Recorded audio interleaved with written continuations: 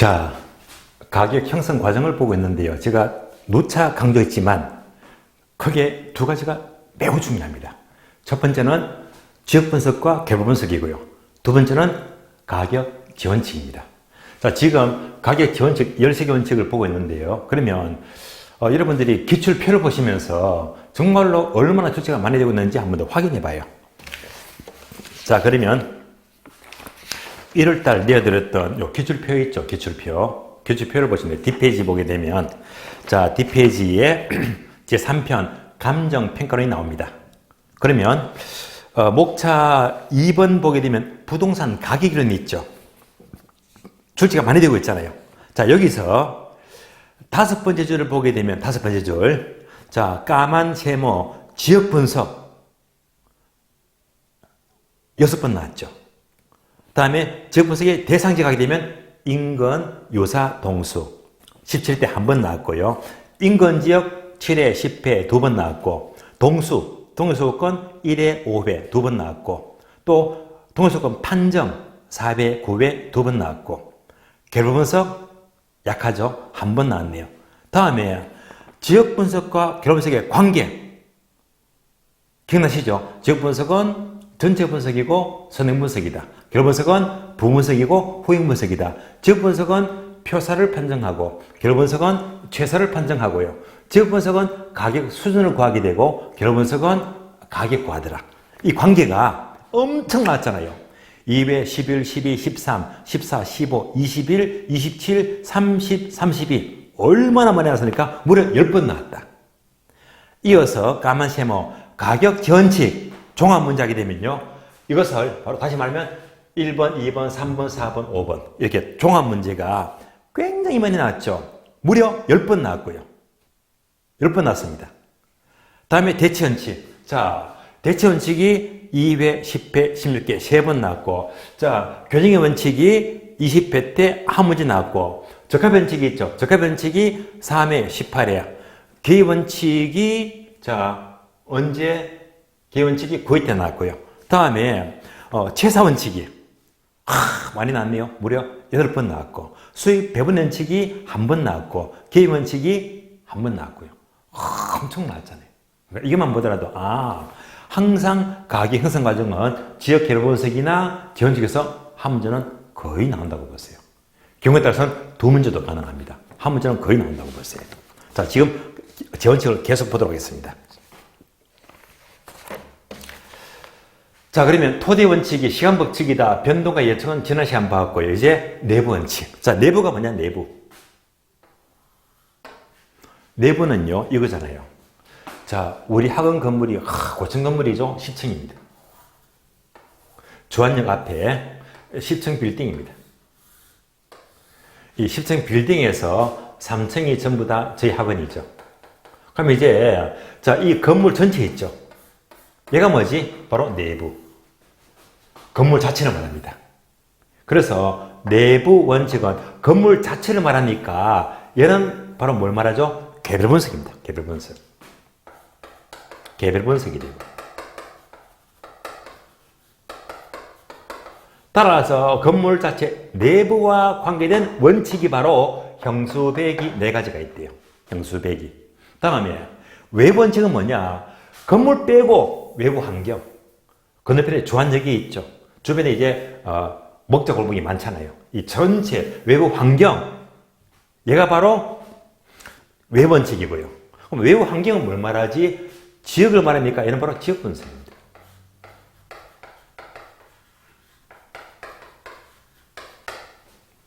자, 이제부터 내부 원칙. 형수배기를 하나씩 봅니다. 자, 교재가 몇 페이지입니까? 340페이지죠.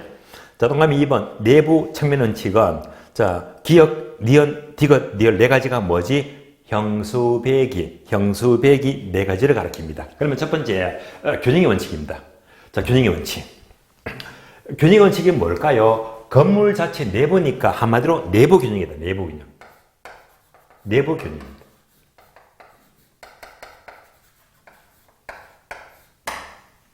예를 들면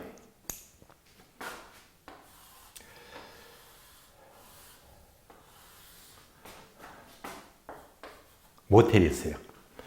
여러분이 아시기에는 대개 이 모텔 하게 되면 주로 몇 층이 많던가요? 제가 알기로는 주로 가장 많은 게 5층.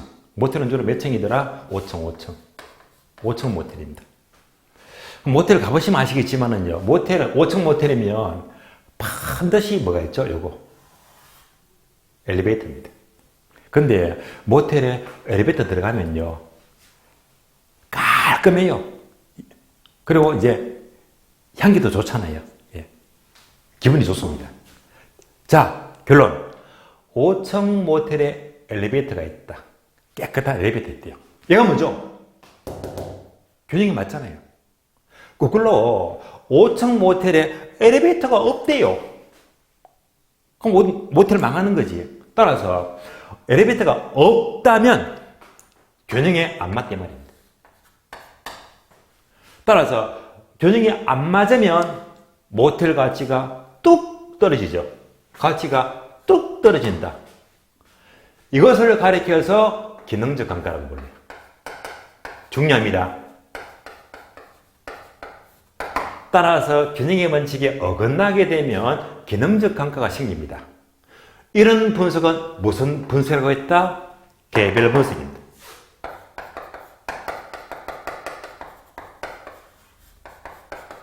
따라서 균형의 원칙이 나왔다면, 균형에 어긋나면 기능적 감가, 무슨 분석? 개별 분석이다. 얘가 바로 키워드, 핵심 단어가 돼요. 얘만 떨리면 공부가 다 된 겁니다. 왜? 여기서 출제가 자주 되고 있으니까. 책을 봅니다. 기업번 균형의 원칙은요, 자, 항상 의의와 활용이죠. 의의부터 봅니다. 의의는요, 두 줄 밑줄 아세요. 부동산의 최대 가치를 실현하기 위해서는, 얘가 다른 말로 최사가 되기 위해서는 내부 요소 간의 결합비리 균형을 이루고 있어야 한다는 원칙입니다. 다시 말하면 모텔에 엘리베이터가 있대요. B번 활용이 중요하죠. 밑줄 아세요. 기능적 감가 밑줄. 그리고 개별 분석 밑줄 나왔잖아요. 키워드. 여기까지가 균형의 원칙입니다. 다음에 두 번째, 형수배기 중에서 수익 최정 체감 원칙입니다. 말 그대로 수익은 최정하다가 체감한대. 그러면 다시 모텔입니다. 자, 모텔이 몇 층이죠? 5층이 일반적이잖아요. 그런데 5층이 아니고 모텔을 1층만 지었대요. 그럼 답이 안 나오잖아요. 1층만 지었다. 1층만 짓게 되면 모텔에 카운터밖에 없겠네. 어떻게 장사합니까? 예. 그래서 이때부터는 이제 2층을 지어야 됩니다. 방을 만들어야 됩니다.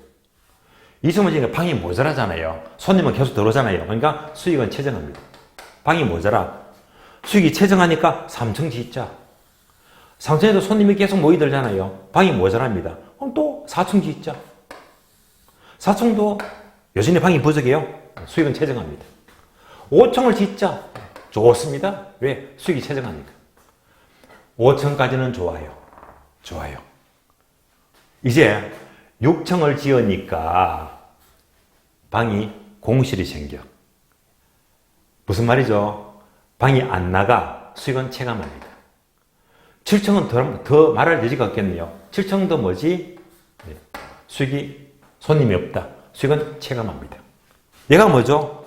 수익은 체정하다가 수익은 체감하더라. 수익 체정 체감 원칙입니다. 그래서 화살표 네모되어 있죠. 이 네모가 뭐냐? 바로 이겁니다. 1층을 지으니까 방이 모자라요. 자, 2층 짓자. 방이 모자라죠? 3층 짓자. 그래서 1층 짓고, 2층 짓고, 3층 짓고. 얘가 뭘 말하죠? 추가 투자. 추가 투자. 따라서 추가 투자라고 적어줍니다. 추가 투자. 반복합니다. 수익이 체정하면요, 계속 더 지어야 돼. 추가 투자를 해야 됩니다. 그런데 6층부터는 수익이 체감하잖아요. 이때는 추가 투자할 필요가 없잖아요. 그래서 수익이 체감하게 되면요, 굳이 추가 투자할 필요가 없다. 그래서 수익 최정 체감 원칙은 추가 투자와 관계되는 원칙입니다. 또 자, 1층, 2층, 3층, 4층, 5층 이렇게 짓죠. 얘가 어떤 이용? 입체적 이용. 입체적 이용. 따라서 자 이렇게 고층으로 짓자 입체적 이용과 관계됩니다. 입체적 이용. 이렇게 메모되어 있죠. 입체적 이용. 다른 말로 이제 입체 이용률을 가리킵니다. 그래서 이제 이런 단어가 이제 시험과 연결됩니다. 자, 교재 볼까요? 책을 보시면 디귿번이죠. 디귿번 보시면 수익 최종시행 원칙인데 A번 의를 보시면 부동산의 단위 토작을 계속 증가시키니까 두 번째 줄 수익은 최정하다가 어느 이후, 한계점 이후부터는 수익은 체감하더라. B번 활용. 활용은 밑줄 하세요. 추가 투자의 적정성 판정 기준 밑줄. 추가 투자 나왔죠. 다음에 한 줄 내려가서 입체 이용률 밑줄. 입체 이용률을 지시합니다. 여기까지가 수익 최종 체감 원칙입니다. 다음에 세 번째, 수익 배분의 원칙을 볼게요. 수익 배분의 원칙. 수익 배분입니다. 다시 모텔입니다. 자, 5층짜리 모텔이 있죠. 장사가 잘 됩니다. 한 달 매출액이 이만큼 발생했대. 매출액입니다. 얘가 매출액입니다. 총수익이죠. 그러면 이 매출액 수익은요, 서로 배분하자, 배분하자. 어떻게? 이렇게 나눴어요. 여러분들이 잘 알고 있는 생산의 요소 있죠. 토자, 노경. 토자, 노경입니다. 토지를 말해요. 자, 자본이죠. 노동이다. 경영입니다. 그럼 이때 수익을 배분하게 되면요, 토지에 대한 보수, 대가는 뭐죠? 임대료, 지대가 발생하죠. 토지는 지대가 되고요. 자본의 대가는 뭐죠? 이자가 돼요. 다음에 노동의 대가는 임금이죠, 임금. 다음에 경영의 대가는 보수다. 따라서 총 매출액, 총 수익은 이렇게 각각 수익을 배분시킨다. 수익 배분의 원칙입니다. 그러면 유의할 점은요, 토지 빼고요. 토지는 특징이 뭡니까? 부동산, 못 움직이잖아요. 못 움직이고 얘들은요, 발이 달려서 이사를 적해주고 임금을 적해주고 보수를 적해주면 딴 데 가버립니다. 옮겨가잖아요. 그러니까 총 수익은 얘들부터 먼저 적정하게 배분을 먼저 해야 됩니다. 그래서 얘가 먼저 배분. 그래서 수익을 다 먼저 배분시켜주고 토지는 못 움직이니까 가장 나중에 최종 배분입니다. 토지의 수익은 최종 배분시킨다. 뭐 때문에? 못 움직이니까. 이렇게 토지의 수익을 최종 배분시키는 방법을 토지잔여법이다 이렇게 불러요. 수익 방식에서 토지잔여법이 나와요. 토지잔여법. 따라서 강의 노트 보게 되면 이대로 필기되어 있잖아요. 따라서 수익 배분의 원칙은 무엇을 지시한다? 바로 토지잔여법의 근거를 제시합니다. 토지잔여법. 토지잔여법의 근거를 제시합니다. 그러니까 이제 강의 노트는요, 토지의 부동성 최종 배분에다가 화살표 네모되어 있죠. 네모에다가 뭘 적자? 토지잔여법의 이론적 근거를 제시합니다. 자, 여기까지 책을 봐요. 책을 보시면 340페이지 맨 밑에 리얼번요. 수익 배분의 원칙은 똑같은 말로 괄호 잉여 생산성의 원리라고 표현합니다. 그래서 의의를 보게 되면 토지, 자본, 노동, 경영의 각 요소의 결합에 의해서 발생된 총수익은 각각 분배되는데 이때 토지를 뺀 자본과 노동과 경영은 발이 달렸다고 했죠. 먼저 배분시켜주고 남는 부분이 토지에 배분된다. 이것이 바로 다음 페이지 보시면 활용, B번 보게 되면 두 번째 줄을 미션합니다. 수익 방식과 토지잔여법의 이론적 근거 밑줄. 따라서 토지 잔존의 근거가 되는 것은 무슨 원칙? 수익 배분의 원칙입니다. 여기까지 연결하시면 돼요. 다음에 형수 배기 중에서 마지막으로 기회 원칙입니다. 자, 기회 원칙은 강의 노트 보게 되면 이렇게 나와 있죠. 부분과 전체다. 전체 부분 이렇게 나와 있죠. 그래서 부분과 전체 이렇게.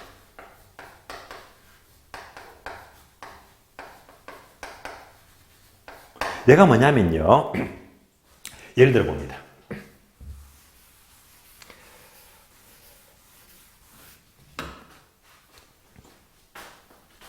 모텔이 있어요. 자, A 모텔이 있고 B 모텔이 있습니다.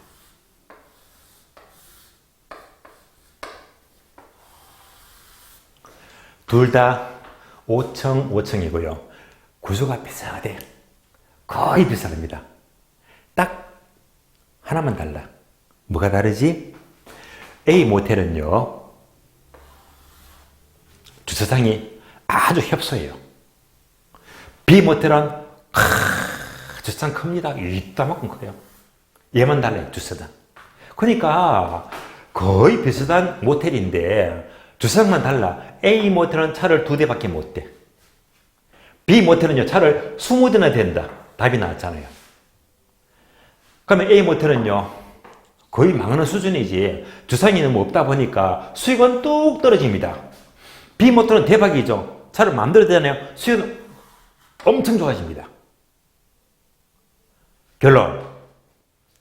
결국 A 모텔은 주차장이라는 부분이 전체 수익을 작게 만들어요. 무슨 말이죠? 주차장이 전체 기여도가 작다. 예. 주차장의 부분이 그만큼 기여도가 작다는 말입니다. B 모텔은 얼마나 좋아요. 얼마나 넓어요. 얘가 그만큼 기여도가 크다. 수익을 크게 증가시키잖아요. 그래서 결론.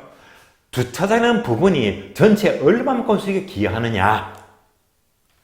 부분과 전체 관계되는 원칙이 바로 기여 원칙입니다. 되시겠죠? 그럼 또 추가적으로 메모되어 있죠? 얘가 뭡니까? 네모가 되어 있나? 네모되어 있네, 네모. 화살표. 예, 화살표. 네모되어 있네. 네모도 쓰자. 쓰면서 공부하자. 이 네모가 뭐냐? 그러면 이제 문제가 되는 것은 A 모텔은 이제 얘가 문제가 돼. 주차장. 좁아요. 얘만 이만큼 넓히면 되겠네. 그러면 주차장을 확장하자. 그렇잖아요. 주차장을 확장하는 게 다른 말로 뭐지? 추가 투자. 추가 투자. 따라서 주차장을 확장해서 추가 투자해서 확장해서 수익이 크게 늘어난다면 확장해야 됩니다. 그래서 바로 추가 투자. 추가 투자와 관계되는 원칙입니다. 그래서 추가 투자해서 기여도가 크다면 얼마든지 추가 투자를 해야 됩니다. 그럼 이제 기여 원칙은 책을 볼까요? 책을 보시면 340페이지 니은번요. 니은번 보게 되면 자, 기여 원칙은요. 의에서는 뭐냐? 두 번째 줄 끝에부터 밑줄 하세요. 부동산 가치란 부동산의 전체 가격은요. 각 구성 부분의 기여도를 합한 것입니다. 기여도를 합한 것이지 생산비를 합한 것이다 하면 틀린 말입니다. 결국 기여도를 모두 합한 것이 전체 부동산 가치가 되는 거예요. 이런 문제도 출제가 되었고요. 다음에 B번 활용 보게 되면요. 밑줄입니다. 추가 투자의 적정성 판정 밑줄. 저거 그랬잖아요. 자, 이상으로 내부 원칙은요. 형수배기 4가지를 들 수 있습니다. 자, 이어서 이제 제사의 외부 원칙이다. 외부 원칙. 자, 외부 원칙은 크게 2가지죠. 적합의 원칙과 경쟁의 원칙이다. 그럼 우리 책은요. 241페이지 보게 되면 동그라미 3번 있죠? 외부 측면의 원칙. 기업번 적합의 원칙. 니은번 경쟁의 원칙. 디귿번 외부성의 원칙이다. 바로 외부 원칙입니다. 하나씩 설명을 드릴게요. 그러면 먼저 적합의 원칙은 뭐냐? 적합의 원칙. 적합의 원칙은요. 다시 말하면 외부 환경에 적합해야 됩니다. 그래서 과거 시험은요. 이렇게 출제가 된 적이 있습니다. 쉬운 문장인데요. 주거지역에는 주택이 적합하다. 맞는 말이죠. 상업지역에는 상가가 적합하다. 맞는 말입니다. 공업지역은 공장이 적합하다. 이게 바로 적합변칙입니다. 해서 주거지역에는 주택이 적합해. 공업지역은 공장이 적합해. 이게 바로 적합변칙입니다. 만약 적합변칙이 어긋난데 다시 말하면 공업지역에 공장을 안 짓고 공업지역에 어울리지 않는 주택을 짓게 되면 적합하지가 않잖아요. 이때는 주택 가치가 떨어집니다. 따라서 적합변칙이 어긋나게 되면 가치가 떨어지겠죠. 이것을 다른 말로 경제적 감가라고 불러요. 따라서 외부 환경에 적합하지 않으면 가치가 떨어진다. 무슨 감가? 경제적 감가. 그럼 얘가 무슨 분석이죠? 지역 분석. 화살표 지역 분석입니다.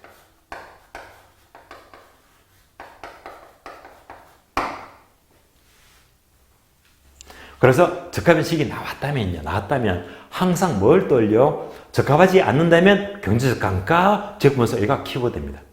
얘만 찾으면 공부 아주 잘하는 겁니다. 그래서 책을 보고 확인합니다. 책을 보시면 기업번 적합변칙은 A번 O를 보시면요. 적합변칙이란 밑줄 하세요. 두 줄. 부동산의 유용성이 최고도로 발휘되기 위해서는, 즉 최사가 되기 위해서는 그 부동산이 지역 환경, 즉 외부 환경에 적합해야 한다는 원칙입니다.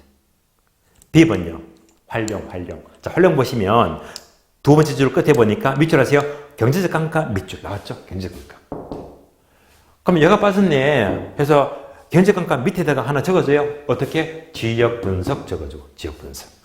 여기까지입니다. 자, 계속해서 한 번 더 비교합니다. 자, 이거요. 이렇게.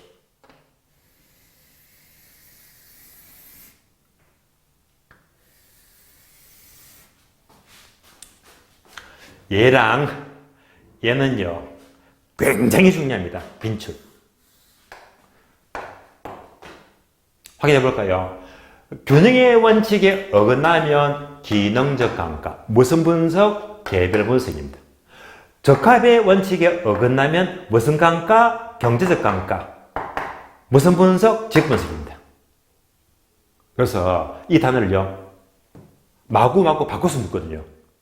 특별히 바뀐 단어 조심하세요.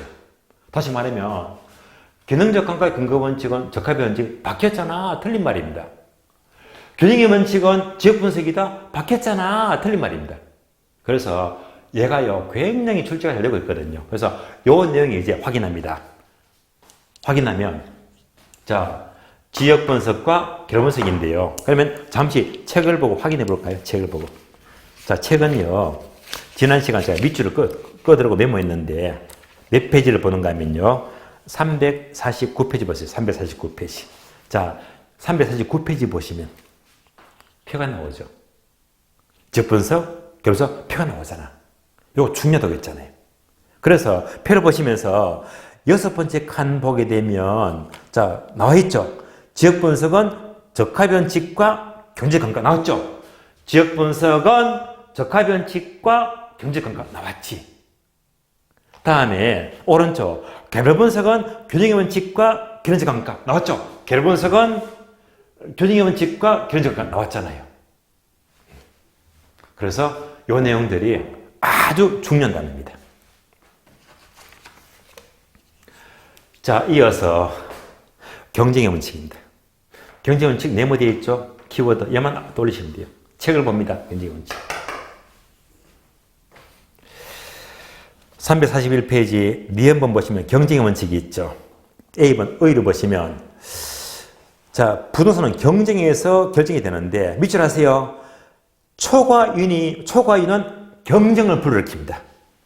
또 경쟁이 심하게 되면요. 점점점 초과는 감소, 소멸된다 밑줄. 답이 나왔죠. 바로 뭡니까? 초과입니다.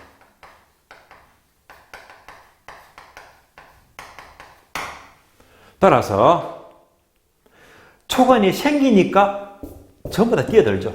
경쟁합니다. 이런 얘기가 뭡니까? 우리가 초창기에 이거 있죠. 스타벅스. 아주 오래전에요. 처음으로 스타벅스가 우리나라에 들어왔대. 왔을 때 장사가 얼마나 잘 됐습니까? 우리나라 사람은요, 돈 된다 하면 벌떼처럼 덤벼듭니다. 돈 된다 하니까 초과이원 막 경쟁, 마구 덤벼들잖아요. 지금 보세요. 얼마나 경쟁이 치열한지 넘쳐 지금. 예. 지금은 이제 급여이 넘치잖아요. 넘치니까 이제 급여도 초과이 없어. 점점 소멸되고 감소되고 있잖아요. 이거 바로 경쟁의 원칙입니다. 그래서 네모는요, 초과이익만 적어주면 돼요. 이러니까 경쟁이 생기더라. 자, 다음에 교재 보시면 341페이지에 디귿번 외부성의 원칙. 자, 외부성은요, 여러분들이 이미 다 아는 겁니다. 외부성. 외부성과 똑같은 말이 뭐지? 외부 효과. 외부 효과. 공부했잖아요. 예를 들어 볼까요? 외부성, 외부 효과. 대상 토지가 있는데, 토지가 있어요. 인접한 토지가 전철, 여기 들어서면 동네가 좋아진다. 얘가 뭡니까? 정의 외부 효과. 정의 외부성입니다. 그러면 전철역이 아니고요. 반대로 납골당이 들어선데 동네가 나빠지죠. 얘가 뭐지? 부외 외부 효과.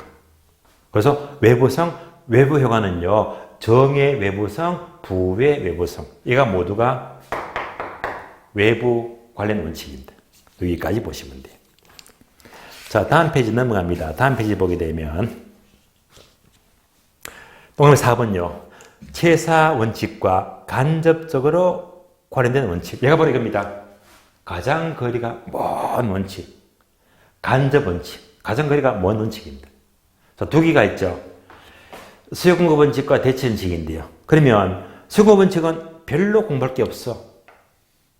왜? 수요 공급은 우리가 경지 파트에서 공부 다 했잖아요. 그러면 다시 수요 공급 원칙은 다시 이거 봅니다. 수요 공급. 결국 부동산 가격은 수요와 공급에서 결정이 되고 결정된 가격은 다시 거꾸로 수요와 공급에 영향을 미치더라. 서로 주거니 받거니. 얘가 뭐라고 했죠? 영향을 주고받더라. 얘가 가격의 이중성. 이중성. 따라서 수급 원칙은 네모되어 있습니까? 네모. 강의노트 네모. 네모되어 있네. 그래서 자, 하나만 떠올리자. 뭘 말하죠? 부동산 가격의 이중성.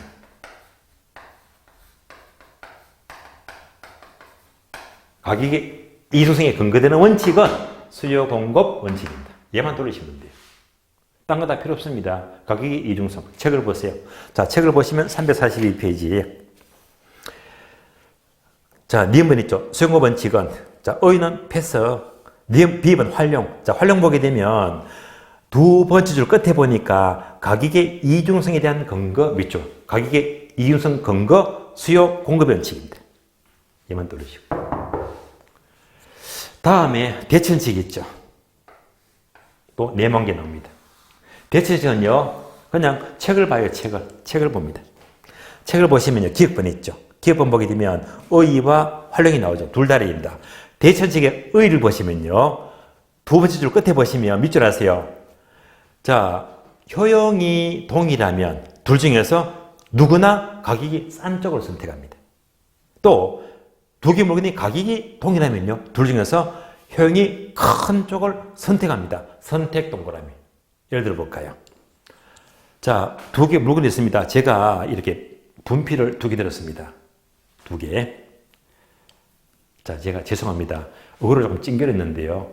어제부터 이 허리가 도져가지고요. 지금 서 있다 보니까 통증이 오거든요. 그래서 이제 제가 자세가 좀 오늘은 좀 꺼부정할 거예요. 그래서 자세가 좀 어색해도 일단 허리 아픈 걸 참으면서 하니까 조금 봐주시고요. 저도 모르게 이제 얼굴이 찡그려집니다. 예. 아파서. 예. 자, 물이 두 개 있습니다. 두 개. 요거. 두 개 있잖아요. 항상 두 개가 있다면 노란색과 빨간색 분필이지. 저는 둘 중에 뭘 좋아하죠? 노란 걸 많이 쓰지. 노란 거 많이 쓰고 있잖아요. 저는 항상 노란 걸 좋아합니다. 많이 쓰거든요. 그래서 두 개 물건이 있다면 이 두 가지가요, 당연히 효용 가치가 똑같으면 가격이 싼 쪽을 누구나 선택하잖아요. 또 가격이 똑같으면 뭐지? 둘 중에서 효용이 높은 쪽을 선택하잖아요. 저는 그래서 노란 걸 좋아합니다. 이걸 선택했죠. 얘가 뭡니까? 대치원칙입니다. 선택하니까 대치원칙. 그러면 빨간 걸 포기했죠. 포기한 대가는 뭐죠? 기회비용. 선택한다. 가격이 똑같으면 효용가치가 높은 걸 선택하죠. 선택한다. 대천책이고 선택하니까 포기하다. 포기하면 기회비용 원칙입니다. 그래서 자, 의를 보았고요. B번 활용은요. 3방식의 이론적 근거 믿죠. 네모 나왔네요. 3방식입니다. 출제가 잘 되고 있습니다. 대체 원칙은 3방식의 근거를 제시한다. 3방식은요. 비교 방식, 원가 방식, 수익 방식입니다. 그럼 이제 비교 방식은 시장성에 대체해서, 원가 방식은 비용성에 대체해서, 수익 방식은 수익성에 대체해서 성립되고 있잖아요. 그래서 3방식의 근거를 제시합니다. 여기까지 보았고요. 다음에 D급번 기회비용 원칙은 뭐라고 했죠? 요 중에서 하나를 선택한다, 대체원칙, 포기한다, 기회비용입니다. 선택하면 대체원칙이고 포기하더라, 포기한 금액이죠. 포기한 대가가 바로 기회비용입니다. 다음에 또는 5번입니다. 최사원칙입니다. 최사원칙. 자, 나왔죠? 최사원칙. 최사원칙은 뭐냐? 나오네. 부동산 가격은 최사가 반영이 된 가격입니다. 최사가 반영이 된 가격이 바로 부동산 가격. 이게 바로 의입니다. 의 보세요. 자, 의를 보게 되면 한 줄 밑줄 하세요. 부동산 가격은 최사를 전제로 파악되는 가격을 기준으로 이루어진다는 원칙입니다. 최사가 반영된 가격입니다. 님은 근거. 자, 근거는요, 두 가지죠. 부정성 밑줄, 용도의 다양성 밑줄. 얘도 출제되는데 특히 용도의 다양성은 굉장히 잘 나와요. 부정성. 땅이 절대 부족하지. 부족하니까 부족한 땅은 가능한 최사가 돼야 됩니다. 다음에 용도의 다양성은요. 토지는 토지 위에 주택 지을까, 상가 지을까, 공장 지을까, 학교 지을까. 용도가 다양하죠. 다양하기 때문에 가장 최사의 용도 하나를 선택이 됩니다. 용도의 다양성. D급번요. 자, 최사의 기준이죠. 최사의 판정 기준은요. 단원에게 제목만 밑줄합니다. 최사가 되기 위해서는 네 가지 모두 같이 됩니다. 제목만 밑줄하세요. A번 합법적 영이 돼야 되고, B번 합리적 영이 돼야 되고, C번 물리적으로 채택 가능성이 있는 영이 돼야 되겠고, 네 번째 과거로부터 최고 가치 또는 수익이 올라갔다는 경험적 증거도 뒷받침돼야 됩니다. 이 네 가지를 모두 갖추면 최사가 될 수 있거든요. 자, 이상으로 지원칙 끝났습니다. 그래서 강조하지만 가격 형성 과정은요, 제가 분명히 이제 끝이 났지만은요, 숲을 전부 다 그려드렸습니다. 이 전체 숲 중에서 뭐가 중요하다고 했다? 지역 분석과 개별 분석, 그리고 지원칙입니다. 근데 최근 시험은요, 지역 개별 분석이 계속 나와서 지원칙이 한참 안 나왔거든요. 그래서 이제는 얘가 굉장히 때가 됐다는 말입니다. 이 두 가지만 잘하면요, 간평은 고득점. 이겁니다, 이거. 자, 이상으로 가격 형성 과정 끝이 났습니다. 끝이 났고, 그러면 이제 간단히 3방식으로 넘어가는 3방식. 3방식 여러분들이 1월달, 2월달 과정이 있죠.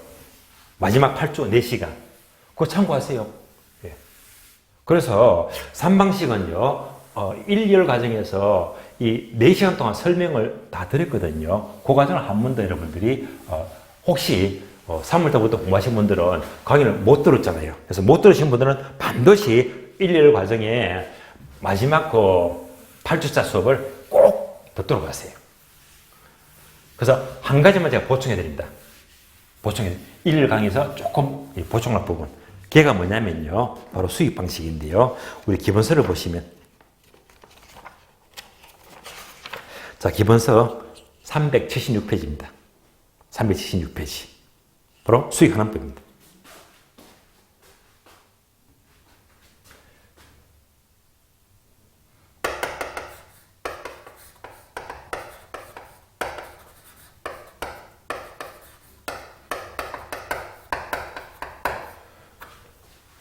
그러면 수익 환원법은 여러분들이 강의 노트 보시면 화살표 나왔잖아요. 자, 적용 물건. 수익을 창출하더라. 광산이 있죠. 의상이 있죠. 다음에 네모. 이거 중요해요. 여러 번 나왔거든요. 광산, 의장. 네모는 뭐지? 바로 무형자산입니다. 무형자산. 형태가 없죠? 각종 권리를 가리키는데 대표적인 예가 바로 영어권. 따라서 무형자산, 영어권 평가 뭘로 수익하는 법 여러 번 나왔습니다. 얘는요, 또 정리해 볼까요? 정리하자. 오늘 날씨가 좀 그렇게 상쾌하지 않았습니다. 뭐 비가 오는 동안도 약간의 비가 내렸고 날씨가 흐렸습니다. 그래서 오늘을 딱 돌이켜 보니까 이 날씨가 조금 비도 오고 뭐 흐린 날씨예요. 여러분들이 저녁을 드신다면 이게 좀 흐리고 비가 조금 오는 날 고기를 드실래요? 회를 드실래요? 고기와 회, 둘 중에 뭐? 고기요? 좋습니다. 그런데 오늘은 암기를 위해서 그냥 회를 먹자. 회를 먹어요. 회를 먹자. 그럼 횟집에 가죠. 횟집에 가니까 어떤 회가 많죠? 광어회가 많지. 횟집에 가니까 광어회가 무수히 많습니다. 정리해 볼까요? 횟집에 가니까 광어회가 무수히 많대요. 광어회가 무수히 많다. 암기 끝. 해서 자, 광어회가 나왔죠. 무수히 많다. 해서 무형자산 수입 방식입니다. 광어회가 무수히 많대. 그래서 광산, 어장, 무형자산은 수입 방식입니다. 그래서 얘가 중요해. 무형자산. 이렇게 정리하시고요. 자주 나옵니다. 그러면 이제 강의 노트에서 이제 수입 방식은 이렇게 공식이 나오잖아요. P 이퀄 R분의 A.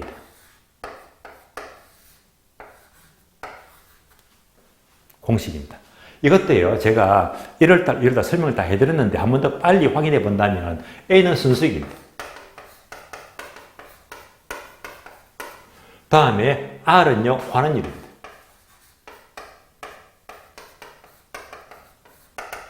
순수익을 환원율로 할인하게 되면 현재 수익 가격이 나와요.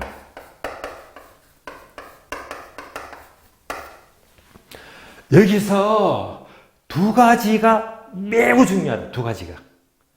첫 번째, 숫자를 막 줘요. 수익 가격 과시 계산 문제.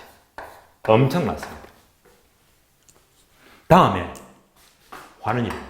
환원율. 얘가 중요합니다. 계산 문제 푸는 거, 환원율, 이 두 가지. 얘가 왜 중요한지요? 다시 확인합니다. 확인하자. 기출표. 자, 기출표를 보시면, 기출표. 자, 감정평가에서 3장이 있죠. 3방식. 자, 3방식 보시면, 출제 많이 되었죠. 군데군데 전화기가 엄청 많잖아요. 계산 문제. 그래서 3방식 엄청 가장 많이 나오고 있잖아요. 자, 밑에서 5절 올라갑니다. 밑에서 5절 올라가면요. 맨 끝에 보니까 까만 세모 전화기 수익 가격 엄청 낮잖아요. 수익 가격. 몇 번 나왔지? 13, 15, 초과시험 20, 22, 23, 28, 30, 32, 33, 10번. 얘가 10번. 수익 가격 10번 나왔고요. 다음에 까만 세모 화살 전화기 환원율. 와, 엄청났죠, 동그라미가. 네, 엄청났잖아. 몇 번 나왔으니까? 14번. 그러니까 얘가 몇 번 나왔지? 10번 나왔고, 환원율 몇 번 나왔지? 14번 나왔고. 미치고 환장하겠네요. 그러니까 계속 문제가 나오고 있잖아요. 그래서 중요한 겁니다. 그래서 강의 노트 보게 되면 따로, 자, 환원율 하게 되면 따로 설명이 있죠. 강의 노트 보게 되면. 이렇게 나와 있네. 환원율. 네모 2개. 쓰면서 공부하, 쓰면서.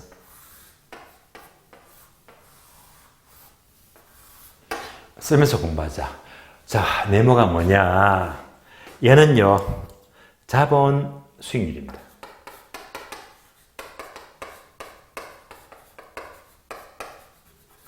얘는요, 자본 회수율입니다.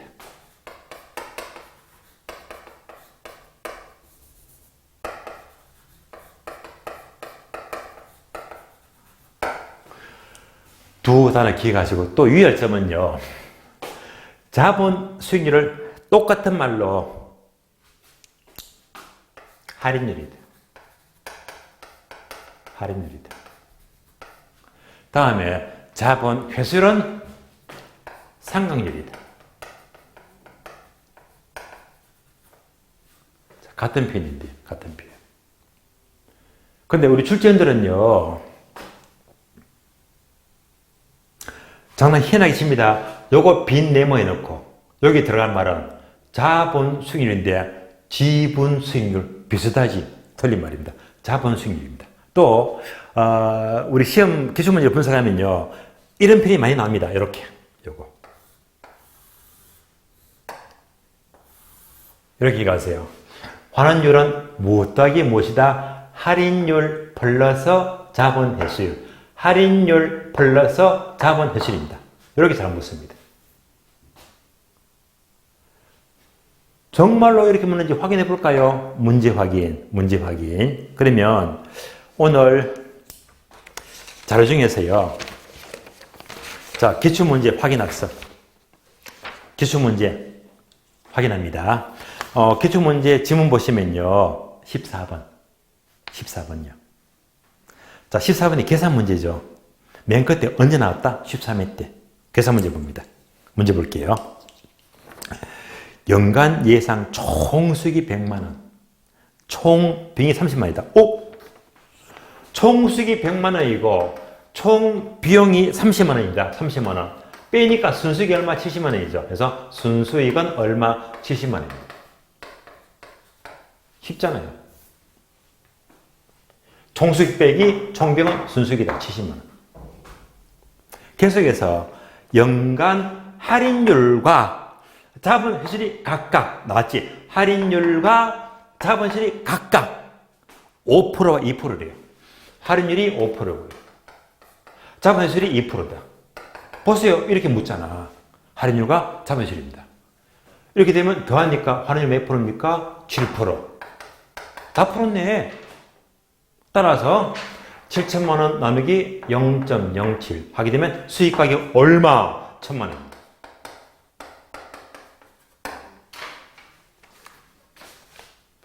이런 문제는 이제 요즘 이렇게 안 묻습니다. 이제 아시겠죠? 아, 환원율 하게 되면 이렇게 묻구나. 근데 지금 문제는요. 총수익이 100만 원, 총비용이 30만 원, 순수익이 70인데요. 이제 이런 문제는 안 나와요. 안 나온다. 그럼 이제 순수익은요, 계산 문제가 어떻게 나오냐, 계산 문제. 계산 문제. 얘는요, 투자해서 공부했습니다.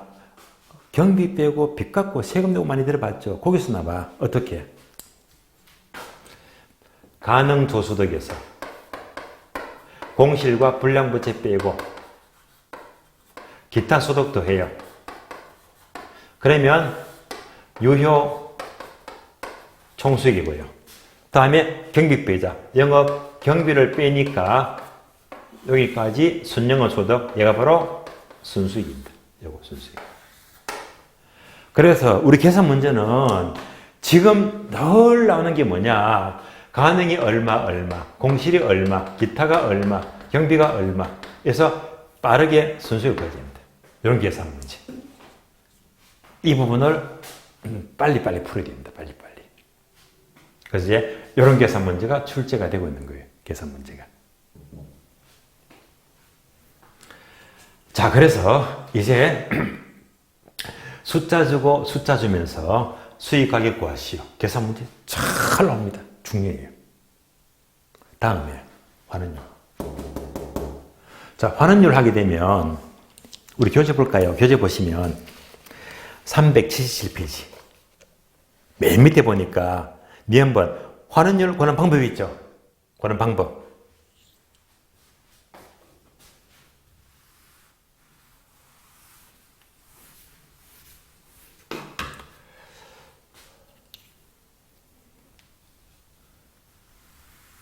환원율 구하는 방법입니다.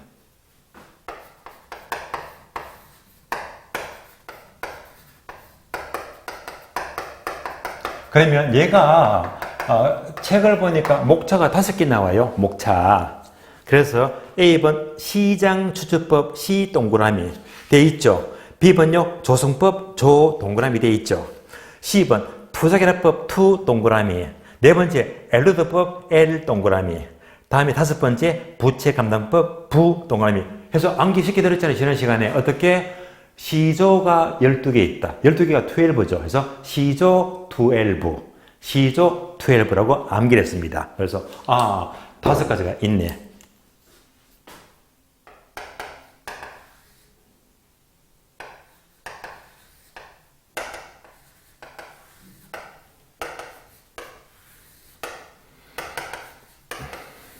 그래서 암기는요, 시조 12라고 암기했습니다.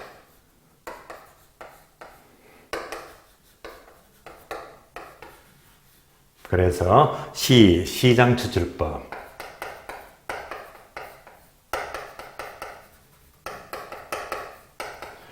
조성법,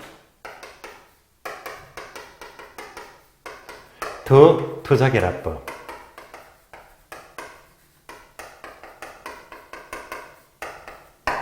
네 번째가요, 에르더법. 5번째, 부채 감당법입니다.